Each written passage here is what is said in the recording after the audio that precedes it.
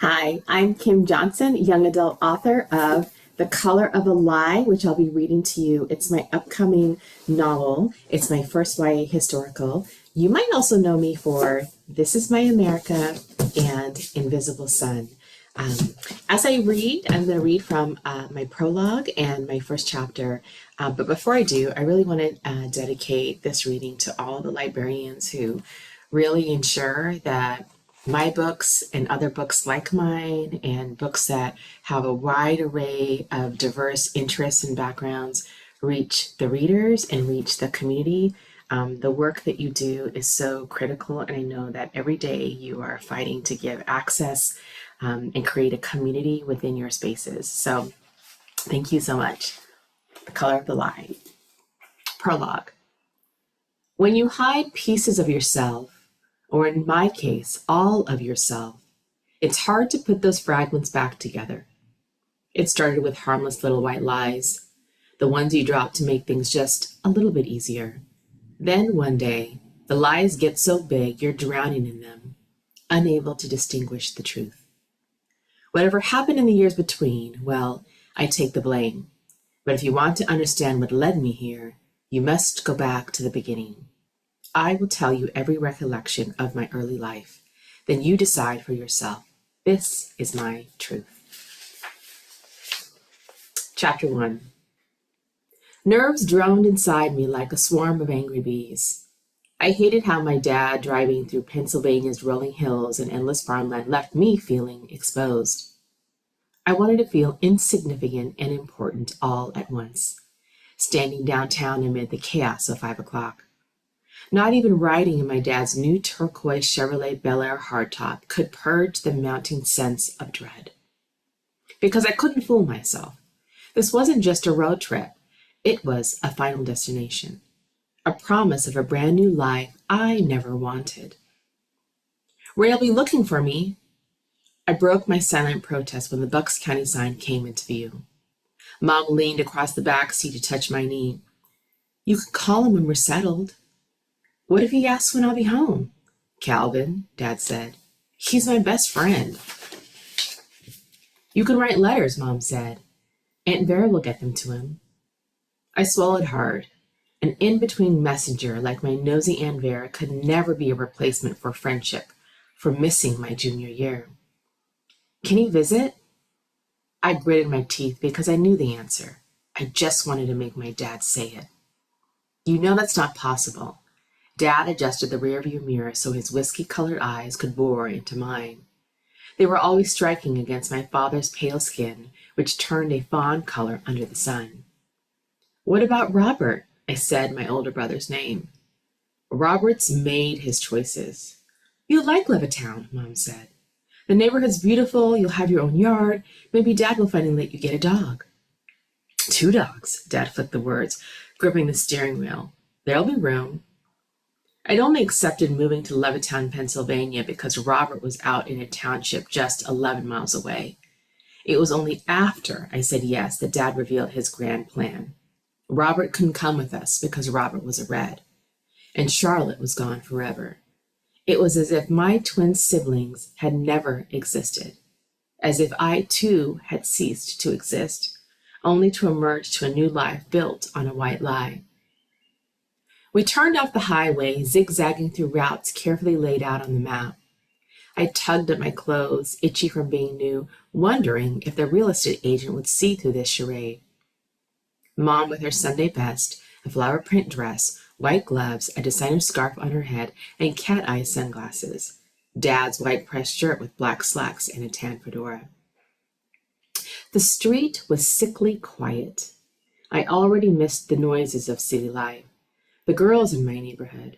Nancy, especially Nancy. Which one's ours? I took a hard gulp. That one. Dad puffed out his chest and pointed to a home close to the end of the block with a for sale sign lying flat on the ground. He pulled up to the driveway and shut off the engine.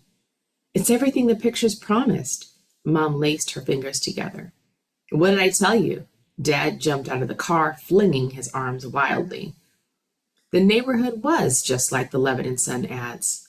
affordable assembly line made homes that, from above, looked like perfectly carved out squares for blocks. To people in Levittown, this was the American dream. But to me, this was a delusion. I knew that one day this place would pop. I stepped out, shoving my hands in my pockets, looking left to right, row after row of Cape Cod-style homes for as far as I could see, with identical-sized backyards. No fences to mark their territory, just invisible lines of trust to live by. Mom got out last. She touched the scarf on her head, tightening the bottom, and then tucked in her flax-colored hair. As their hands met, Dad and Mom exchanged a meaningful smile. I kept my mouth tightly shut. Not a chance I'd give them any satisfaction. I hated it, and at that moment, I hated them. There he is, Dad pointed to the real estate agent who'd brokered the deal. He was tall and slender with light sandy-colored hair. The tip of his nose was red, like he easily burned. Welcome, Mr. Vernon met my dad halfway down the driveway and shook his hand. You're gonna love it here. It's so quiet. Mom tentatively stepped forward. Nothing like Chicago, I bet, Mr. Vernon said. Heard it went to hell after people moved in like cockroaches. Homes out here are the good life for nice families like you. Real safe. Mom clutched her scarf and looked away. Quite as good. Dad kept a smile. You must be Anne, Mr. Vernon said. My eyes went wide. She was always quick to correct someone because Agnes was a family name. But as I swept my gaze over my parents, I realized this was another white lie they'd keep. Yes, Mom tugged her glove tight before shaking his hand. Nice to meet you. Calvin, Mr. Vernon slapped his hand on my back. My shoulders relaxed with relief. My name would stay the same. I hear you might be looking for work. I need someone part-time. Turn in an application and we'll see what we can do. Thank you, sir. I shook his hand limply. I hadn't even unpacked yet, and my dad was already planning my future. Mr. Vernon led us on a tour of the expansive 3-bedroom, 2-bathroom home. Compared to our modest 2-bedroom apartment in Chicago, where the couch was my bed for so many years, this place was massive. The ads in the paper had made it seem too good to be true, like propaganda from the war, but it was real. Dishwasher, fridge, stove, and what caught my mother's eye, the brand new washing machine. No more hand washing clothes. Always snags the attention of the missus, Mr. Vernon chuckled. Nice setup for a housewife, isn't it? Mom coughed and gave Dad an uncomfortable gaze. When men had left for the war and jobs had opened up for women, that's when Mom got work downtown. She'd kept the job when Dad came home and had loved the work all these years. I let out a satisfied smile because I wasn't the only one caught by surprise at things changing. Cold white walls greeted us along the halls. From all the ads, they were meant to stay that way. I wanted to see if Mom was thinking the same thing, but she was already looking at her new bedroom. As I passed the first room, I thought of Robert, how he would have claimed the farthest room from my parents. Even though Robert was disowned, I chose the other bedroom, sight unseen. It's beautiful, Mom floated through the house. This is all updated. William, look. The southern drawl she picked up as a girl in Alabama snuck out. Dad gave Mom a quick glance. She patted her dress down and attempted to calm her excitement. It's nice, Mom. I forced out an obligatory smile. I opened the back door, irritated that I could feel my heart flutter at having a yard for the first time. You'll be happy here. Just give it time. Mom squeezed my shoulders from behind. Mr. Vernon pointed at the row of houses all connected to perfectly manicured grass. I approached the yard between our house and the neighbors. Sprouts of grass grew in oddly shaped patches that only seemed to be in our lot. What happened here? I kicked at the ground with my shoe. Fire. Something flitted between Mr. Vernon and my dad. What about the neighbors? Friendly? Mom's voice quavered. Her lifelong friends and her sister Vera now lived hundreds of miles away. Mom might be trying to bury her feelings, but I could hear the sadness there. Very. Lots of high schoolers on this block as well. The Freemans are solid.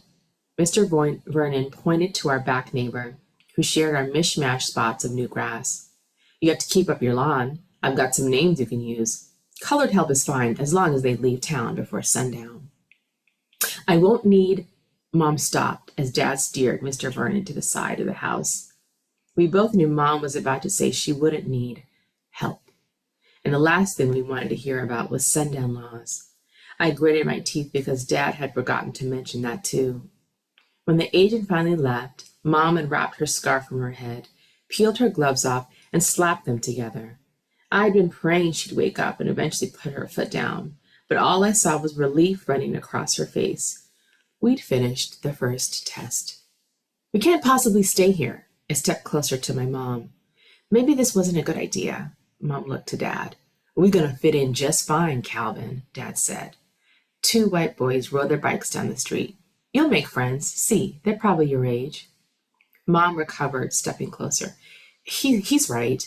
They'd probably go to Heritage High. What if someone finds out you lied? The bank could easily look into your GI records. Enough, Dad said. They won't find out. Shame crept through my body. He was willing to risk our lives again. We don't know how to be like them. Ain't gonna fit in here. I dug my foot into the grass, kicking up dirt. Watch your tongue.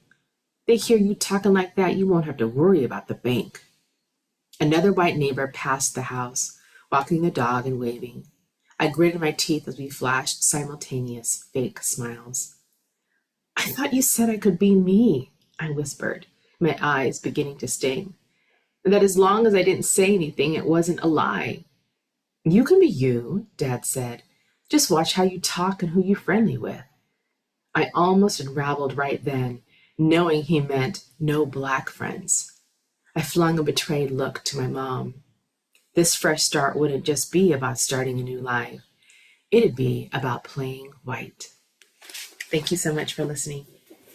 I hope you enjoy.